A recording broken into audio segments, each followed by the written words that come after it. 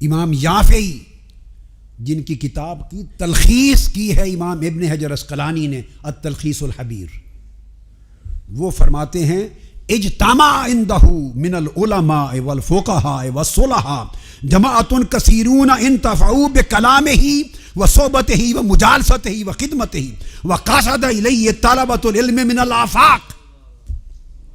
شرق تا غرب پوری دنیا سے علماء، فقہا، محدثین، صلحاء اور کثیر جماعت اہل علم کی اطراف و اکناف سے چل کے آتی اور آپ کی مجلس میں زندگی بھر رہ کے علم حاصل کرتے، حمل کرتے، حدیث لیتے، سماع کرتے اور دور و دراز علم کا فیض لے کے جاتے۔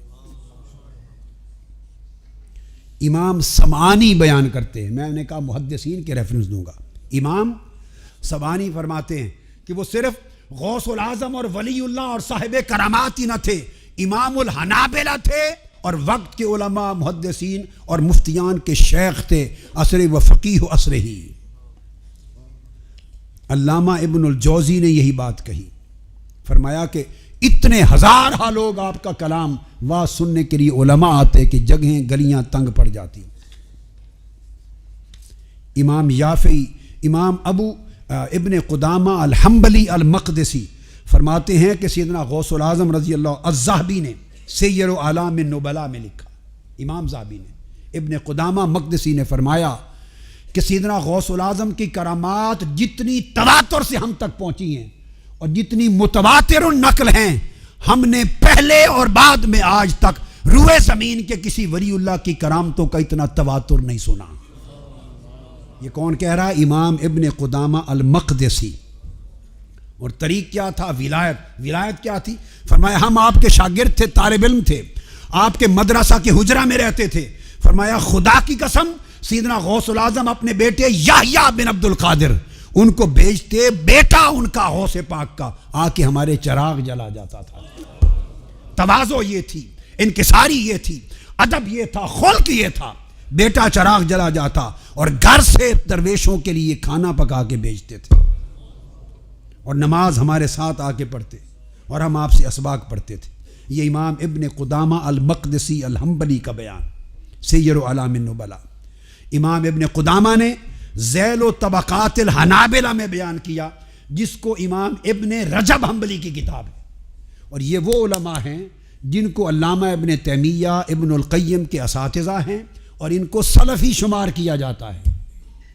لوگ ان کو دوسری لائن میں شمار کرتے، میں ان کو کوٹ کر رہا ہوں، جبکہ سلفی نہیں، غوث پاک کے مرید ہیں۔ یہ لوگوں کے مطالعہ کی کمی ہے، شور شرابہ بہت ہوتا ہے۔ فرماتے ہیں امام یافعی مرأۃ الزمان میں لکھتے ہیں، آپ فرماتے ہیں، اور امام ذہبی نے سیر و اعلام النبلاء میں روایت کیا، امام یافعی فرماتے ہیں کہ سیدنا غوث العظم رضی اللہ تعالیٰ عنہ کا قبول عام اتنا وسیع تھا اور آپ کی کرامات ظاہرہ اتنی تھی کہ اول سے آخر کسی ولی اللہ کی کرامات اتنے مقام تک نہیں پہنچی۔ اسی کو امام ابن نجار نے بیان کیا ذیل و تاریخ بغداد میں، جو امام دمیاطی کی کتاب ہے، اس کے جز خامس 5ویں جلد میں۔ علامہ ابن تیمیہ نے کہا کان شیخ عبد القادر الجیلی اعظم مشائخ زمانہم امرا بالتزام الشرع والامر والنہی وتقدیمہ علی الذوق والقدر ومن اعظم المشائخ امرا بترک الہواء والارادۃ النفسیہ۔ اعظم اولیاء اور مشائخ میں سے تھے۔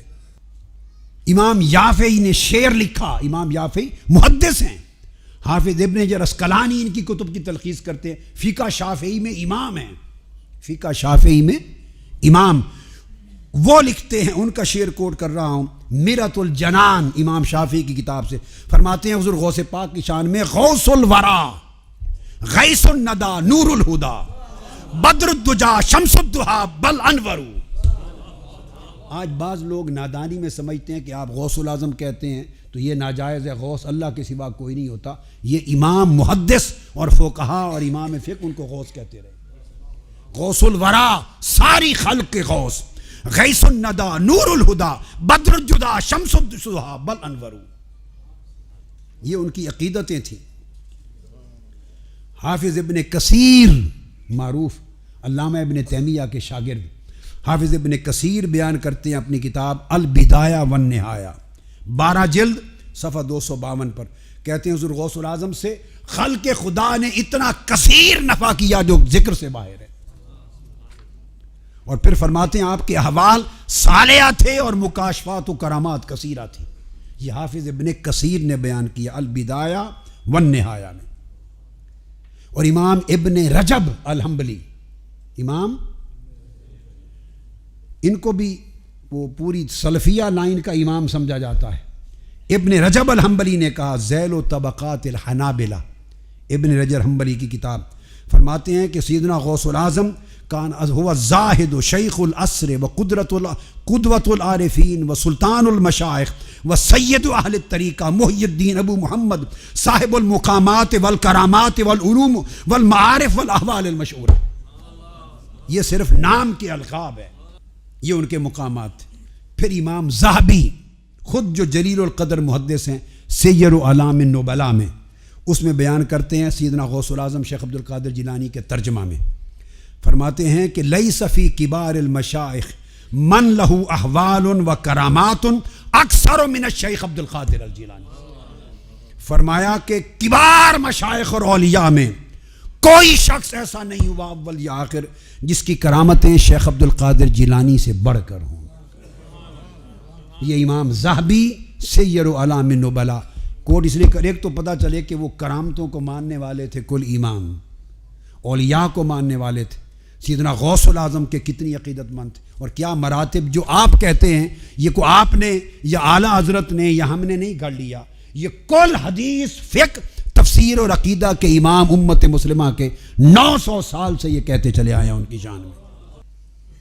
پھر جلیل القدر امام شافعی مذہب میں امام عبدالعزیز بن عبد السلام الفقیہ، جس کو کہتے ہیں امام العز بن عبد السلام، فقہ شافعی کے بہت بڑے امام، اتھارٹی ہیں۔ آپ سعودی عرب میں بھی ان کا نام لیں، حجت ہے، کوئی دم نہیں مار سکتا۔ یہ سب میں جتنی اتھارٹیز کوٹ کر رہا ہوں یہ وہ لوگ ہیں۔ امام العز بن عبد السلام، ان کا قول جس کو امام ذہبی نے سیر و اعلام النبلاء میں لیا، فرماتے ہیں یقول ما نقلت الینا کرامات احد بالتواتر الا بالشیخ شیخ عبد القادر الجیلانی۔ فرمایا آج تک اولیاء کرام کی پوری صف میں کسی ولی کی کرامتیں تواتر کے ساتھ اتنی منقول نہیں ہوئی جتنی شیخ عبد القادر الجیلانی۔ اور امام عز بن عبد السلام کہتے ہیں اس پر اجماع ہے، اس پر اجماع ہے۔ جلیل القدر اولیاء آپ کی بارگاہ میں حاضر ہوتے، جلیل القدر اولیاء اور صلحاء حاضر ہوتے آپ کی خدمت میں، تائب ہوتے، بیان کرتے امام ابو البقاء بیان کرتے ہیں کہ میں نے یحییٰ بن نجاح الادیب النحوی، امام نحو تھے یحییٰ بن نجاح، ان سے سنا، انہوں نے کہا کہ میں حضرت شیخ عبد القادر جیلانی کی مجلس میں گیا، وہ نحو کے اور ادب کے امام تھے اپنے وقت کے،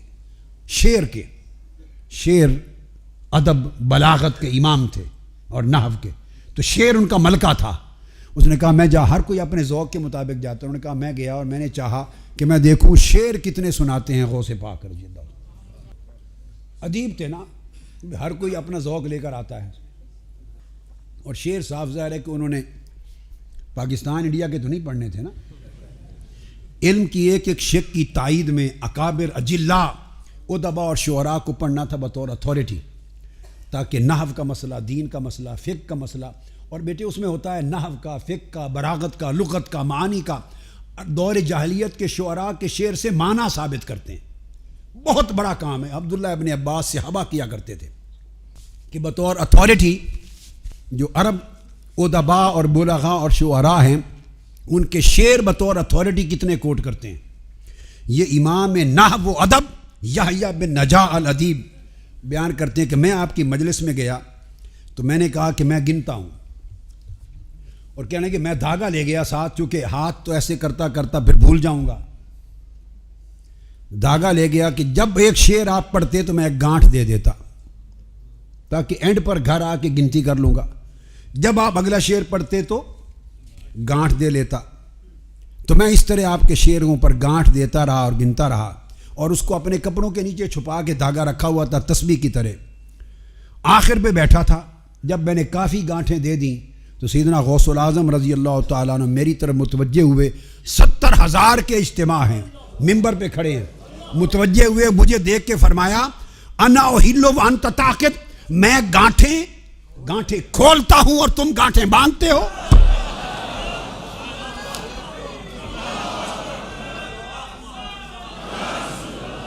فرمایا آپ نے یحییٰ بن نجا، میں گانٹھیں کھولنے کے لیے کھڑا ہوں کہ گانٹھیں جو لگ چکی ہیں انہیں کھولوں، تم گانٹھیں باندھنے کے لیے بیٹھے ہو۔ کہتے میں نے کھڑے ہو کے توبہ کر لی۔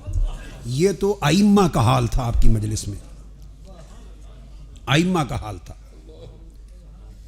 پھر امام الحافظ عبد الغنی المقدسی بیان کرتے ہیں، اس کو بھی جو میں نے کوٹ کیا امام ذہبی کا حوالہ ہے، سید اعلام النبلاء۔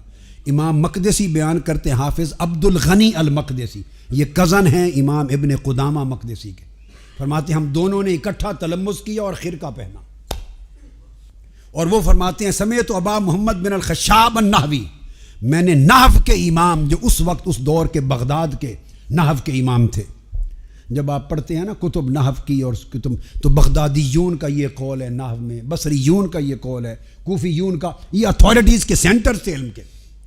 تو یہ ابو محمد بن خشاب نحوی تھے، بہت بڑے امام، کہتے ہیں کہ میں نحو کا امام تھا، تو میں ان کی تعریف بڑی سنتا تھا سیدنا غوث العظم کی، مگر کبھی گیا نہیں ان کی مجلس میں۔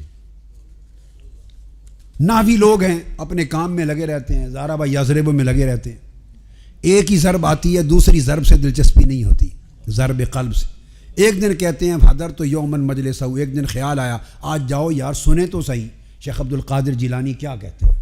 مجلس میں بیٹھ گئے، فَمَا لَمْ أَسْتَحْسِنْ كَلَامَهُ، میں نحوی تھا، اپنے فن میں گمنڈ تھا، مجھے ان کا کلام کوئی بہت عظیم الشان نہیں لگا، وہ نحوی امام کہتے ہیں، بہت پسند نہیں آیا، تو میں نے دل میں کہا وَقُلْتُ فِي نَفْسِي دَاءَ الْيَوْمَ مِنِّي، آج کا دن میں نے ضائع کر دیا، بہت عظیم کلام نہیں لگا، میں نے سمجھا کہ آج کا دن ضائع کر دیا۔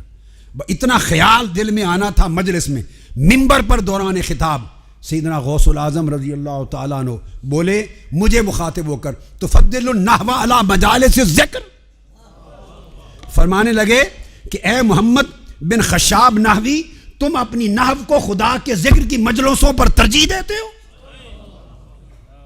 آؤ، جس سیبوے کے پیچھے تم پھرتے ہو، سیبوے امام نحو ہوا ہے، ان کی الکتاب ہے نحو کی بہت بڑی کتاب سیبوے، جس سیبوے کے پیچھے تم پھرتے ہو ہم نے وہ سارے گزارے ہوئے ہیں، آؤ ہمارے قدموں میں بیٹھو، تمہیں نحو بھی سکھا دیں گے۔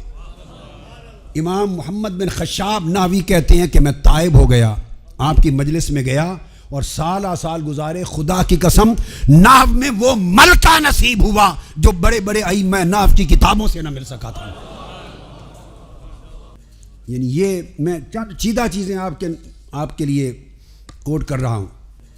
اسی طرح امام یافعی، اب وہ کوٹ کر رہا ہوں جو عام صوفیاء نے نہیں لکھی ہیں، انہوں نے تو لکھی ہیں، مگر جو ائمہ حدیث، ائمہ جرح و تعدیل، ائمہ فقہ، محدثین اور فقہاء لکھتے رہے ہیں، جن کو بڑے بڑے اکابر ائمہ اتھارٹی سمجھتے ہیں، وہ امام یافعی الشافعی لکھتے ہیں کہ سیدنا غوث پاک رضی اللہ تعالیٰ عنہ کی کرامات کا وہ تواتر ہے، فرماتے ہیں کہ یہ تواتر آفاق میں اتفاق ہے، اس پر اجماع ہے، اس پر انکار کسی نے نہیں کیا۔ فرماتے ہیں ان میں سے ایک یہ ہے کہ امام ابو الحسن علی بن یوسف بن جریر الشافعی اللخمی روایت کرتے ہیں، مناقب شیخ عبد القادر جیلانی میں 5 الگ طرق کے ساتھ اسانید کے ساتھ بیان کرتے ہیں۔ فرماتے ہیں جاءت امرأۃ بولدہا الی شیخ عبد القادر الجیلانی فقالت لہو یا سید انی رأیت قلب ابنی ھذا شدید التعلق بہ، ایک خاتون آئی اپنے بیٹے کو لے کر، کہا کہ حضور میرے بیٹے کو آپ سے بڑی محبت ہے۔ یہ اب امام یافعی الشافعی لکھ رہے ہیں، اس کو ملا علی قاری نے بھی بیان کیا، دیگر ائمہ نے بھی بیان کیا، مگر اور امام ذہبی نے اس کو امرۃ الجنان میں بیان کیا امام شافعی نے۔ آپ سے بڑی محبت ہے تو میں نے چاہا کہ آپ کی مجلس میں اسے چھوڑ جاؤں درویش کے طور پہ، تاکہ آپ سے سیکھے اور آپ کا شاگرد بنے اور کچھ معرفت لے۔ چلی گئی۔ کچھ عرصے کے بعد ایک زمانہ گزار کے ماں بیٹے کو ملنے آئی، اور اس نے آ کے دیکھا اپنے بیٹے کو، وہ سلوک اور طریقت میں راستہ طے کر رہا تھا۔ دیکھا اس کا چہرے کا رنگ زرد تھا، نحیف تھا، کمزور تھا، اور بھوک اور فاقے کے آثار نمایاں تھے، اور دیکھا کہ روکھی جو کی روٹی کھا رہا تھا بیٹا۔ تو اسی طرح ہی سفر ہوتا ہے نا، طے روکھی جو کی روٹی کھا رہا تھا۔ ماں تھی، ماں تو ماں ہوتی ہے، اس سے رہا نہ کہ اس نے کہ کیا فقر اور کیا طریقت، بیٹا بھوک سے مر گیا میرا۔ وہ غصے میں آ گئی۔ فداخلت الی الشیخ فوجدت بین یدیہ اناء طعام فی عظام دجاجہ، حضور غوث پاک کی بارگاہ میں گئی، ادھر دیکھا آپ مرغی کھا رہے تھے، سالن مرغے کا تھا، اور کھا کے ہڈیاں پھینک رہے تھے، ایک جگہ ہڈیاں جمع تھی۔ اب ماں اور پارا اور چڑھ گیا اور کہنے لگی یا سیدی تاکل لحم الدجاج و یاکل ابنی خبز الشعیر، اے سرکار آپ مرغیاں کھائیں اور میرا بیٹا روکھی جو کی روٹی کھائے، یہ کہاں کا سلوک ہے؟ فرمایا بیٹھ جاؤ مائی۔ جب کھانے سے فارغ ہوئے تو ہڈیاں جمع تھیں۔ اب یہ امام یافعی الشافعی لکھ رہے ہیں، میں کسی صوفی کا روایت نہیں دے رہا، میرۃ الجنان اٹھا کے دیکھی۔ فرمایا آپ نے ہڈیوں کو کمی باذن اللہ الذی یحیی العظام وہی رمیم فقامت دجاجۃ سویۃ، آپ نے ہڈیوں سے کہا کہ ہڈیوں دوبارہ مرغا بن کے کھڑی ہو جاؤ۔ دیکھتے دیکھتے مرغی زندہ ہو کر کھڑی ہو گئی۔ آپ نے فرمایا فقال الشیخ اذا سار ابنک ھکذا فیاکل ما شاء، تیرا بیٹا جب اس مقام پہ پہنچ جائے گا تو پھر جو چاہے کھاتا پی رہے۔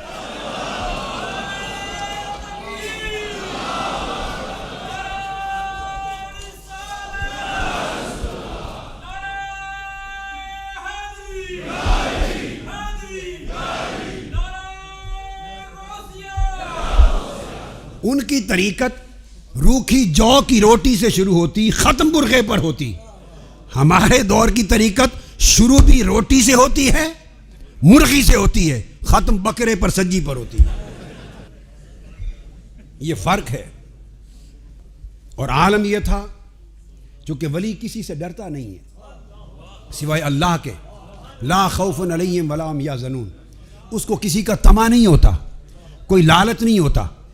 تو مقام یہ تھا کہ آپ 3 خلفاء بنو عباس کے آپ کے زمانے میں گزرے، 3 4 5 خلفاء گزرے۔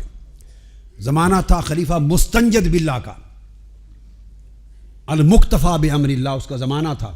خلیفہ وزراء اعظم جو غلط کام کرتے، آپ ممبر پر خطاب کے دوران خلیفے کو کہتے یا نخلہ، اے کھجور کے تنے۔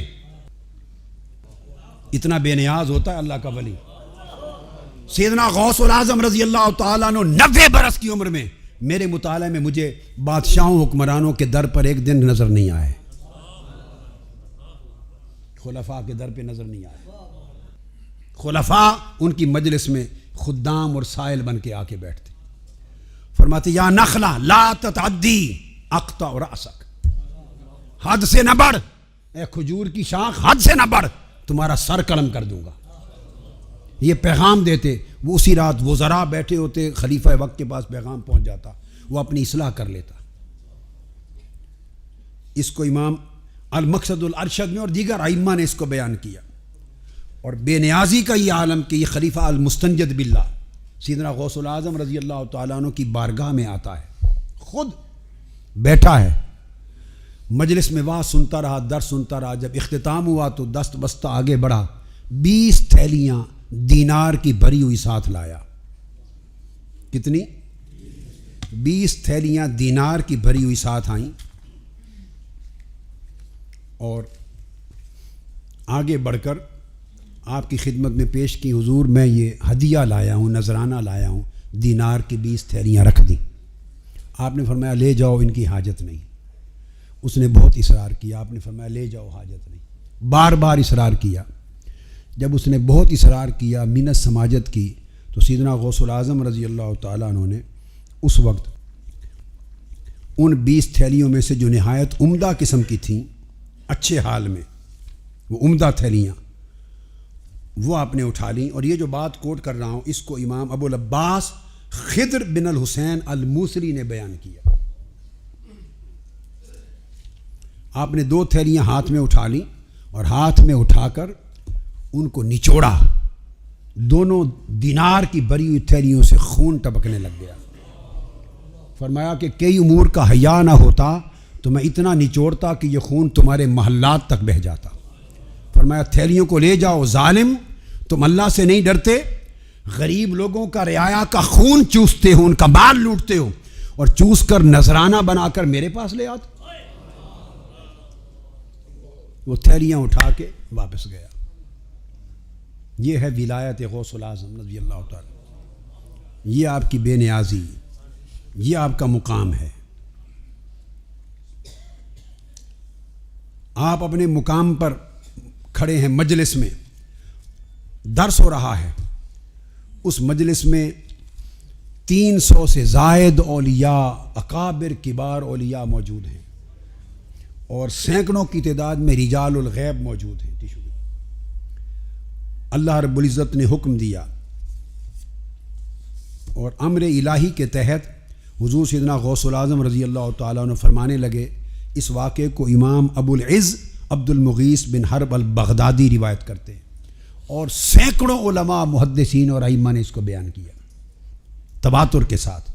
اس مجلس میں کبار اولیاء میں سے حضرت امام علی بن الہیتی موجود ہیں، امام ابو سعید القیلوی موجود ہیں، امام ابو النجیب سہروردی موجود ہیں، امام ابو عمر عثمان القرشی موجود ہیں، اس میں امام صدیق بن محمد البغدادی ہیں، امام یحییٰ المرتعش ہیں، امام ضیاء الدین ابراہیم الحوفی ہیں، امام ابو عبداللہ محمد القزوینی ہیں، امام ابو بکر الشیبانی ہیں، امام ابو البرکات ہیں، امام ابو سعود العطار ہیں، امام ابو القاسم البزار ہیں، شہاب الدین عمر سہروردی ہیں، ابو محمد الیعقوبی، بڑے بڑے اکابر ائمہ محدث اولیاء صوفیاء کبار کی مجلس ہے۔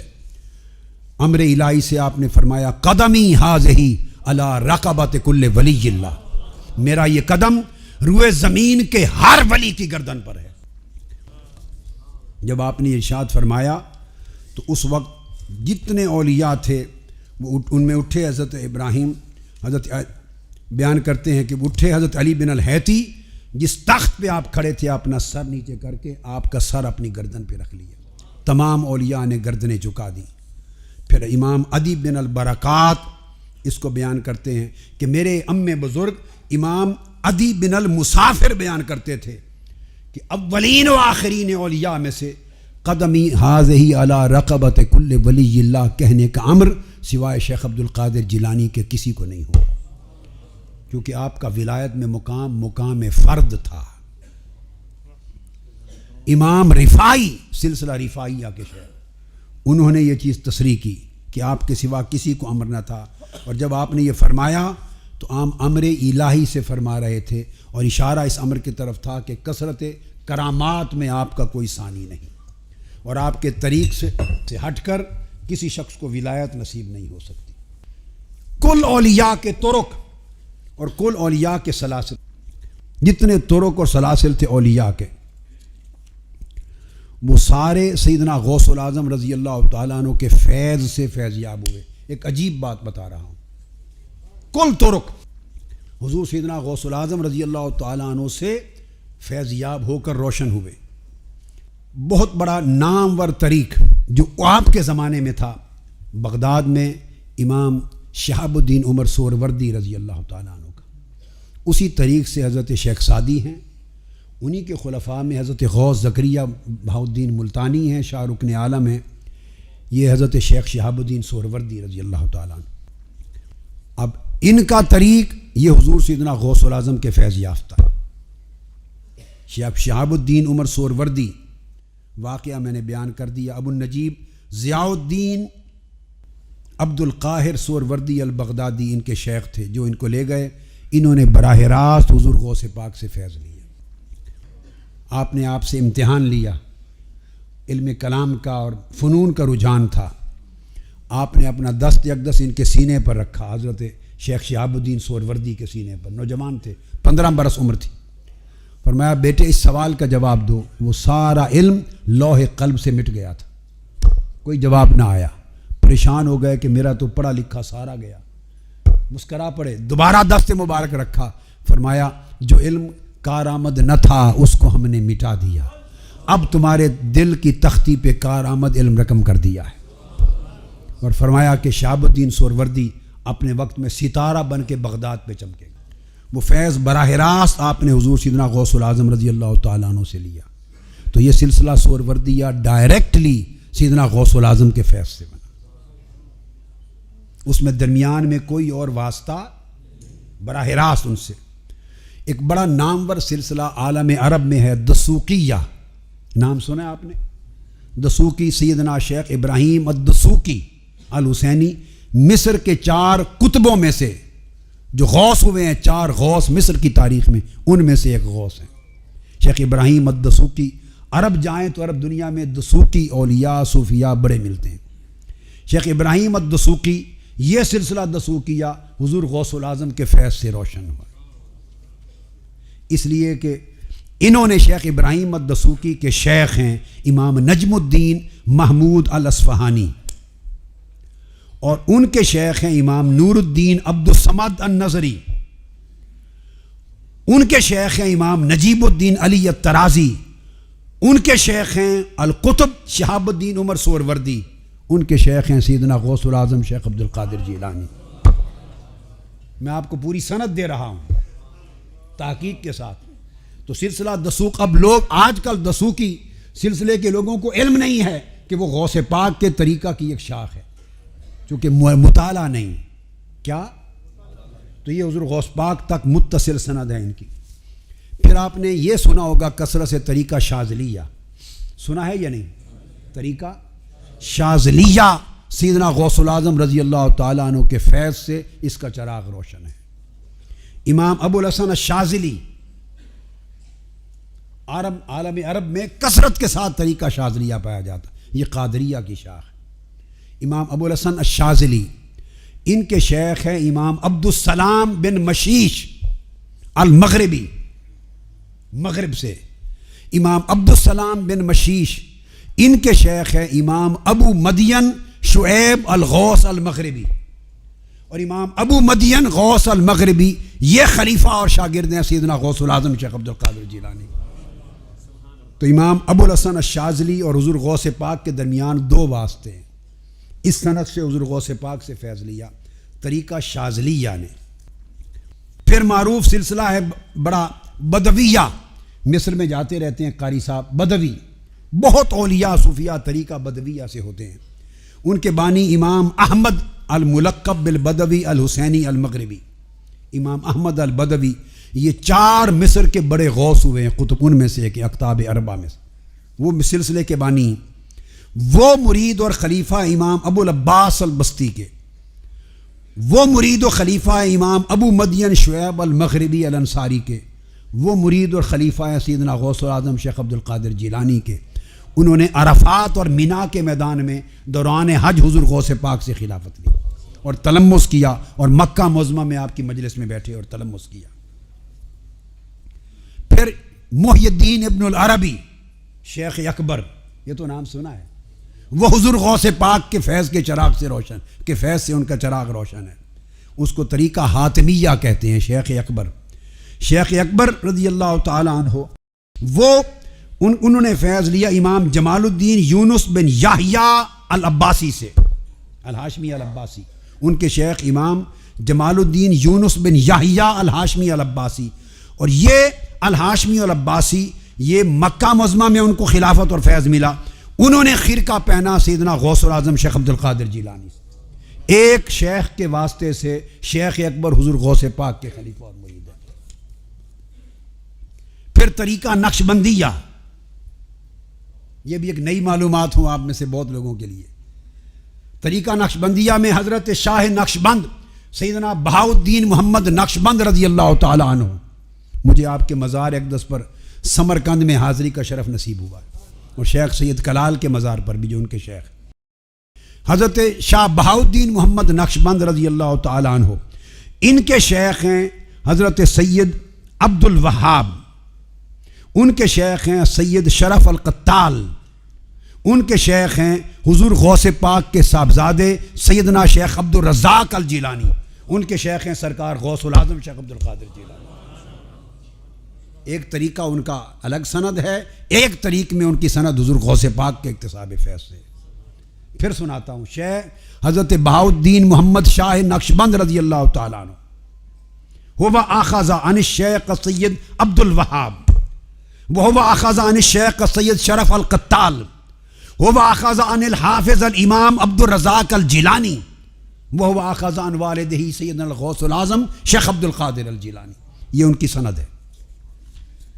اب یہ چیزیں میں نے اس لیے عرض کی تاکہ یہ معلوم ہو کہ عالم کیا تھا، کہ کتنے پائے کے اولیاء اور کتنے پائے کے بزرگ اور کتنے پائے کے صوفیاء اور کتنے پائے کے آئمہ اور بانیان سلاسل حضور سیدنا غوث العظم رضی اللہ تعالیٰ عنہ کے فیض سے جن کے چراغ روشن ہوئے۔ اور اب ان کا عمل آگے دیکھیے کیا تھا علم کے باب میں، دین کے شریعت کی باب میں۔ یہ بڑا اہم اسپیکٹ ہے، بڑا اہم اسپیکٹ ہے۔ حضور سیدنا غوث العظم رضی اللہ تعالیٰ عنہ خود ہی صرف محدث اور فقیہ اور امام تفسیر نہیں ہیں، بلکہ آپ کے جتنے صاحبزادے ہوئے حضور سیدنا غوث العظم رضی اللہ تعالیٰ عنہ کے، ان صاحبزادوں میں حضور غوث پاک رضی اللہ تعالیٰ عنہ کے 10 صاحبزادے وقت کے عظیم محدث اور فقیہ ہوئے۔ امام عبد الوہاب حضور غوث پاک کے بیٹے صاحبزادے جلیل القدر محدث اور فقیہ تھے۔ شیخ عیسیٰ بن شیخ عبد القادر جیلانی جلیل القدر محدث اور فقیہ تھے۔ بغداد، مصر اور دمشق تک محدثین نے آپ سے اکتساب فیض کیا۔ امام ابو بکر عبد العزیز الجبالی، سیدنا شیخ عبد العزیز ہمارے شیخ اور ان کے والد گرامی شیخ عبد القادر جمال الدین صاحب کے میرے شیخ حضور سیدنا طاہر علاء الدین اور نقبا حضور غوث پاک کے وہ سیدنا عبد العزیز کی اولاد میں سے۔ سیدنا عبد العزیز جلیل القدر محدث اور فقیہ تھے۔ امام عبد الجبار جلیل القدر محدث اور فقیہ تھے۔ امام عبد الرزاق آپ کے بیٹے جلیل القدر نہ صرف محدث، حافظ الحدیث تھے اور امام فقہ تھے۔ اور امام ابن حجر عسقلانی کی کئی اسانید حدیث میں حضور غوث پاک تک ملتی ہیں امام عبد الرزاق حضور غوث پاک کے صاحبزادے کے طریق سے۔ امام ابو داؤد کا رسالہ الی اہل مکہ، اس کی سند حافظ ابن حجر عسقلانی کی شیخ عبد الرزاق بن شیخ عبد القادر جیلانی کے طریق سے امام ابو داؤد کی سنن تک جاتی ہے۔ الرسالہ الی اہل مکہ کی حافظ ابن حجر عسقلانی کی سند ہی اس طریق سے جاتی ہے امام ابو داؤد تک، اور کئی طرق میں یہاں تک ان کی اسانید حدیث ہیں۔ اور بڑے بڑے اکابر آئمہ نے ان کو لکھا۔ امام ذہبی نے لکھا تاریخ اسلام میں کہ امام عبد الرزاق الجیلی ثم البغدادی المحدث الحافظ الثقہ الزاہد و حافظ الحدیث، یہ ان کے صاحبزادے ہیں۔ پھر امام حضرت ابراہیم الواسطی الجیلانی محدث اور فقیہ، حضرت محمد بن عبد القادر محدث الفقیہ، حضرت عبداللہ بن عبد القادر محدث اور فقیہ، شیخ یحییٰ بن عبد القادر محدث اور فقیہ، شیخ موسیٰ بن عبد القادر محدث اور فقیہ، مصر میں، دمشق میں، بغداد میں اور اطراف و کناف عالم میں ہزارہ محدثین ان سے سند لیتے۔ پھر صرف صاحبزادے نہیں، 10 صاحبزادے محدث ہیں، آپ اندازہ کیجئے۔ پھر آگے پوتے بھی محدث ہیں، پڑ پوتے بھی محدث ہیں۔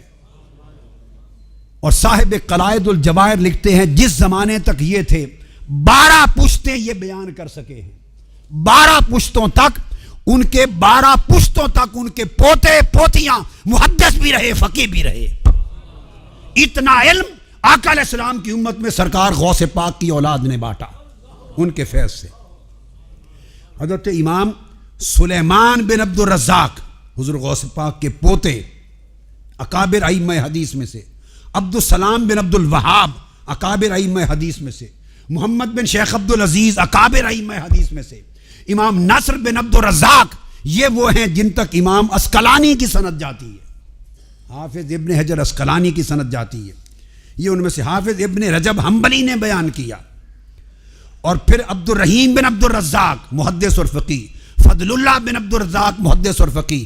صرف پوتے پوتیاں ہی نہیں، آپ کی بیٹیاں صاحبزادیاں پوتیاں اور پڑ پوتیاں بھی محدث تھیں.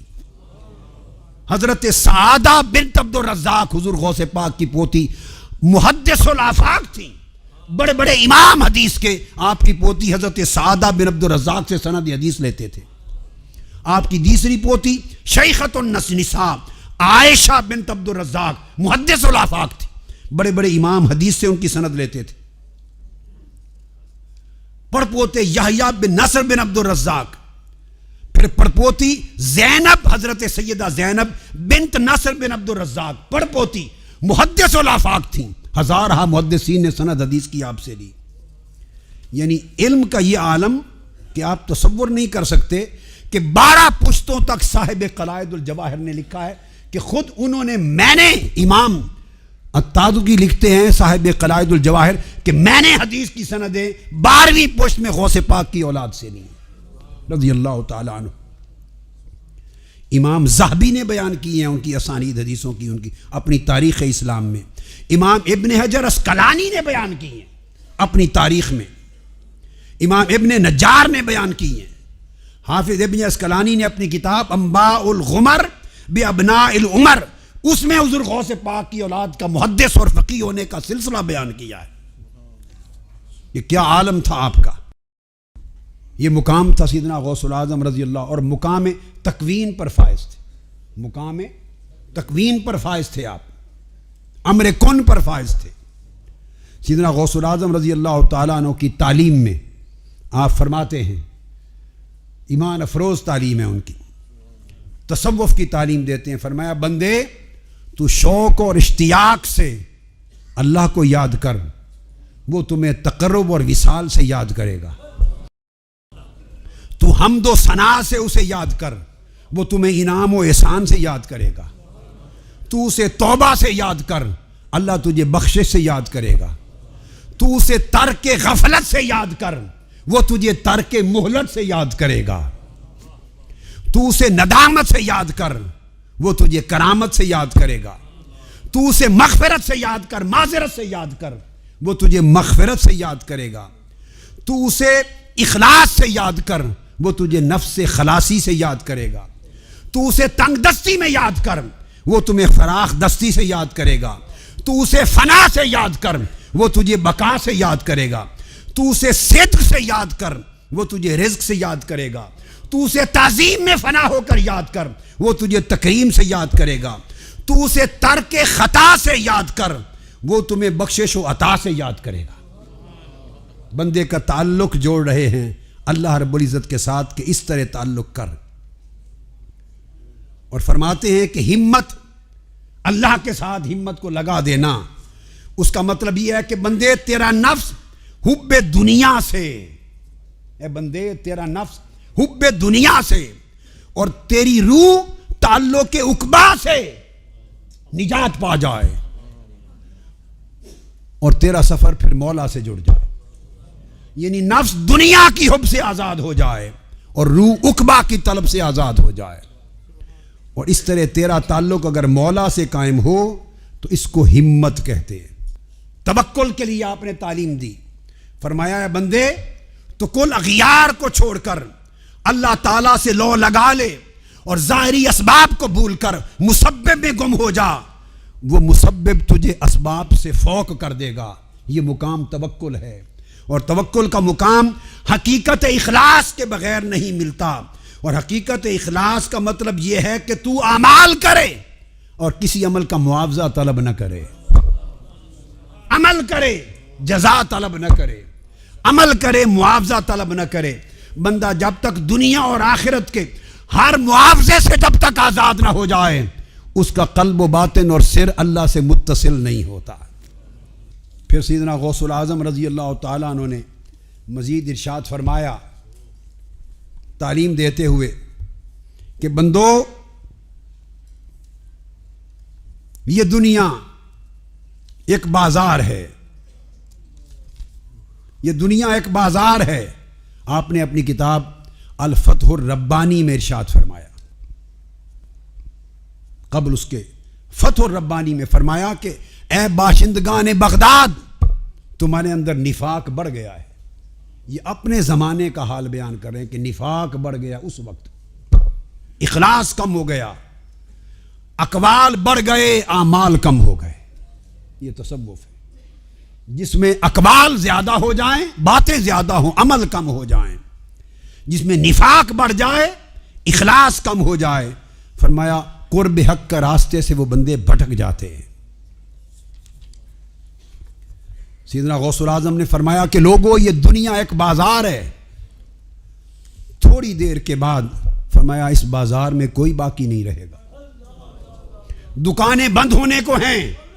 سرکار غوث الاعظم بغداد کے منبر پر 70,000 افراد صلحاء اور سامعین کو نصیحت فرما رہے ہیں، بازار ان قریب بند ہونے کو ہے۔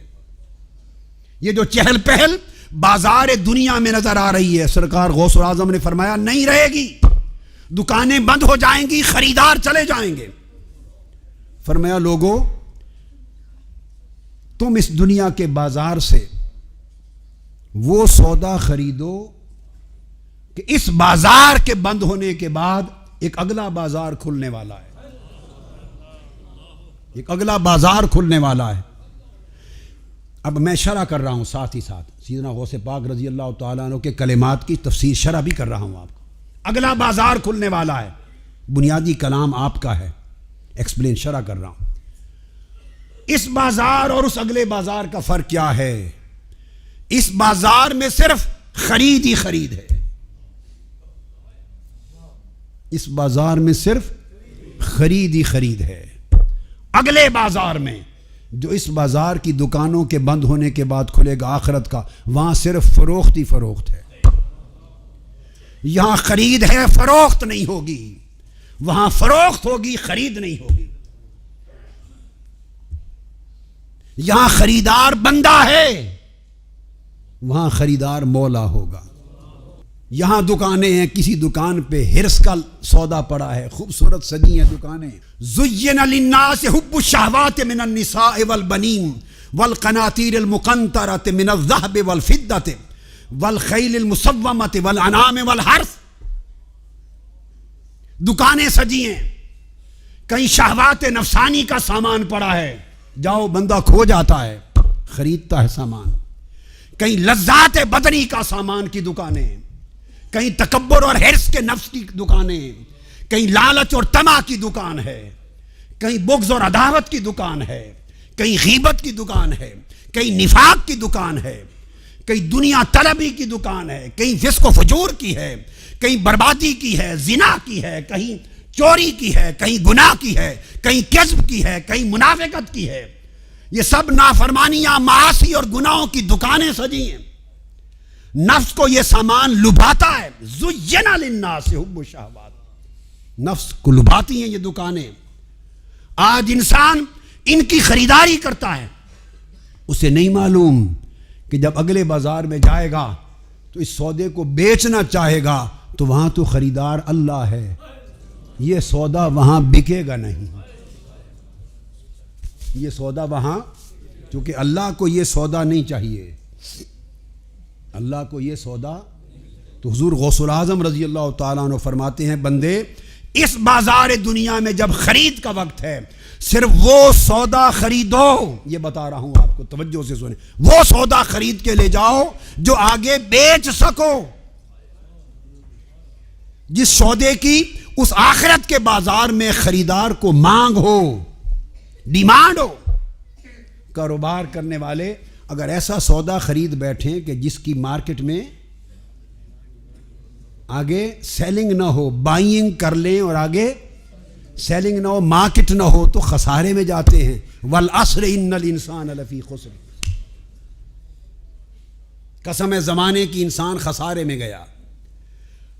غوث الاعظم رضی اللہ تعالیٰ عنہ فرماتے ہیں وہ سودا خریدو جو آخرت کا خریدار جس سودے کو چاہتا ہے، جو وہاں ڈیمانڈ ہے، وہ چاہتا ہے قیام اللیل کا سودا لے کر جاؤ، رات کے اندھیرے میں سجدوں کا سودا لے کر جاؤ، آنسوؤں کا سودا لے کر جاؤ، توبہ کا سودا لے کر جاؤ، گریہ وزاری کا سودا لے کر جاؤ، تقوی، زہد اور ورع کا سودا لے کر جاؤ، یقین و توکل کا سودا لے کر جاؤ، اللہ کی اطاعت اور عبادت اور بندگی کا سودا لے کر جاؤ، آقا کی غلامی، اتباع، مطابعت، محبت کا سودا لے کر جاؤ، پرہیزگاری کا سودا لے کے جاؤ، ترک گناہ، ترک معصیت کا سودا لے کر جاؤ۔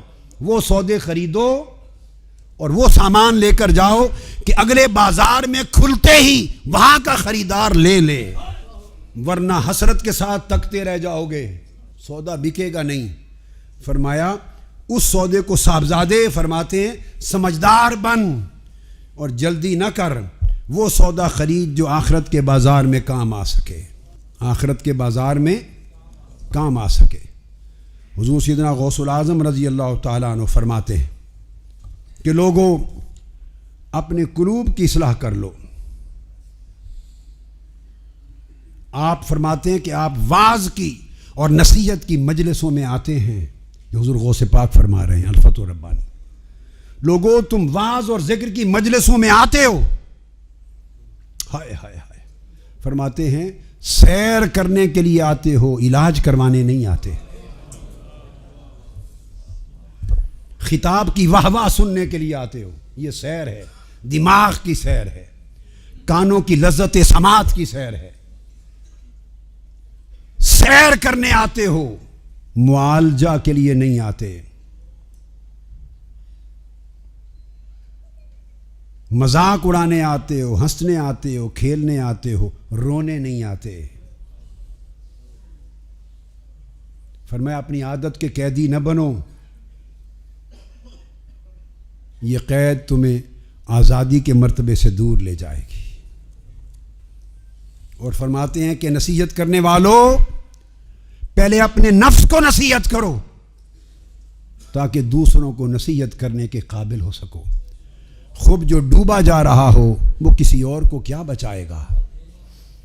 فرماتے ہیں جو خود نابینا اندھا ہو بھی کسی اور کا ہاتھ راہ دکھانے کے لیے کیا تھامے گا؟ دریا سے ڈوبنے والوں کو وہی نکال سکتا ہے جو خود ڈوبنے سے بچا ہوا ہو، اللہ کی طرف لوگوں کو وہی پہنچا سکتا ہے جو خود معرفت حاصل کر چکا ہو، راستہ وہی بتا سکتا ہے جو سیدھے راستے پر خود جا رہا ہو۔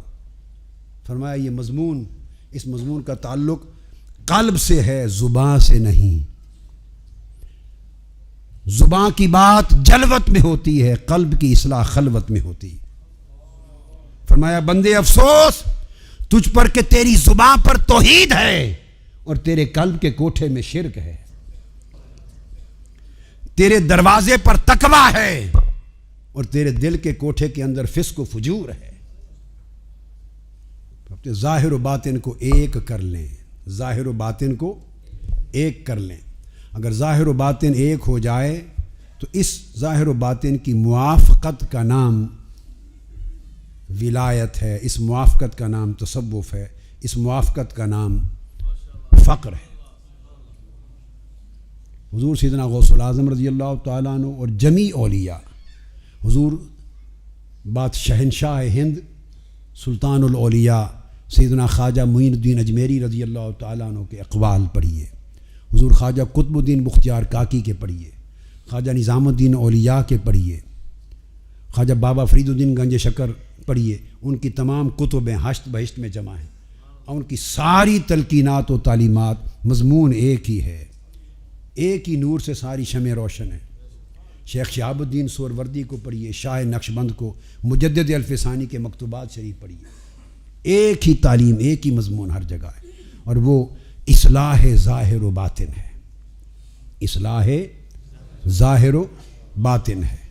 اگر آدمی اس نیت اور ارادے سے، اصلاح کے ارادے سے، حضور غوث پاک رضی اللہ تعالیٰ عنہ آخری بات کہہ کے اجازت چاہ رہا ہوں، فرمایا اگر اس نیت اور ارادے سے کوئی میرے ساتھ منسلک ہو، میرے ساتھ منسلک ہو، آپ سے پوچھا گیا حضور غوث پاک رضی اللہ تعالیٰ عنہ سے کہ آپ کا کوئی شخص مرید بھی نہ ہو، آپ سے بیعت بھی نہ کر سکا ہو، آپ سے بیعت بھی نہ کر سکا ہو، آپ سے خرقہ بھی نہ پہن سکا ہو، یعنی یہ تقاضا بھی پورا نہ کیا ہو، مگر آپ سے محبت کرے اور آپ کا ارادہ رکھے، اس کا حال کیا ہوگا؟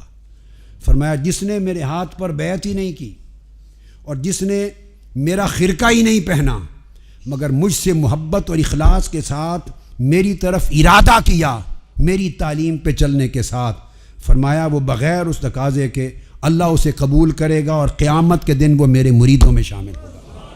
صاحب قلائد الجواہر امام محمد بن یحییٰ الطازفی فرماتے ہیں کہ یہاں تک آپ نے فرمایا کہ کوئی میرے مدرسہ کے سامنے سے گزر جائے اور محبت کی ایک نگاہ میرے مدرسہ کے در و دیوار کو دیکھ لے، قیامت کے دن اس کے عذاب میں بھی اللہ تخفیف کر دے گا۔ فرمایا کہ اگر میرا مرید مشرق میں ہے، لو کان مریدی بالمشرق وانا بالمغرب لسترتہ، اور اس کا سطر کھل جائے میں مغرب میں ہوں، اس کا تعلق بشرطے کہ ان شرائط کے ساتھ میرے ساتھ پختہ ہے، میں مغرب میں ہو کر مشرق میں بھی مرید کا سطر پوشی کروں۔ آپ نے فرمایا کہ جو میرے ساتھ منسلک ہیں اور میرے ساتھ ان کی نسبت ہے اور میرے طریق پہ چلتے ہیں، میری تعلیم پر عمل کرتے ہیں، میری نگاہ لوح محفوظ میں رہتی ہے، اور میں ہمہ وقت ان کے لیے بخشش و مغفرت کے لیے اللہ کے حضور التجائیں کرتا رہتا ہوں اور ان کے لیے وسیلہ بنتا رہتا ہوں۔ یہ جو غوث الاعظم کانفرنس میں جو بیان کیا، یہ نچوڑ ہے کل تصوف کا، کل طرق اولیاء کا، کل سلاسل طریقت کا۔ وہ طریقہ قادریہ ہو، وہ طریقہ چشتیہ ہو، وہ طریقہ نقشبندیہ ہو، طریقہ سہروردیہ ہو، طریقہ شاذلیہ ہو، طریقہ بدویہ ہو، طریقہ مشیشیہ ہو، طریقہ حاتمیہ ہو، الغرض جتنے دسوقیہ ہو، جتنے بھی طرق دنیا میں آج تک ہوئے، سب طرق کا لب لباب تعلیم یہ ہے۔ اور یہ سفر طے نہیں ہوتا ظاہر و باطن میں مطابعت کتاب و سنت کے بغیر۔ پہلے محبت کو اللہ کے لیے خالص کرنا، ظاہر و باطن کو آقا علیہ السلام کی سنت اور شریعت کے تابع کرنا، اور اس مطابعت میں تا عمر توکل کے ساتھ استقامت رکھنا۔ اس کی بات شروع میں کی تھی۔ اللہ تبارک و تعالی ہمارے حال کی اصلاح فرمائے اور ہمیں ان کے نقش قدم پر چلنے کی توفیق عطا کرے۔ وما علینا الا البلاغ۔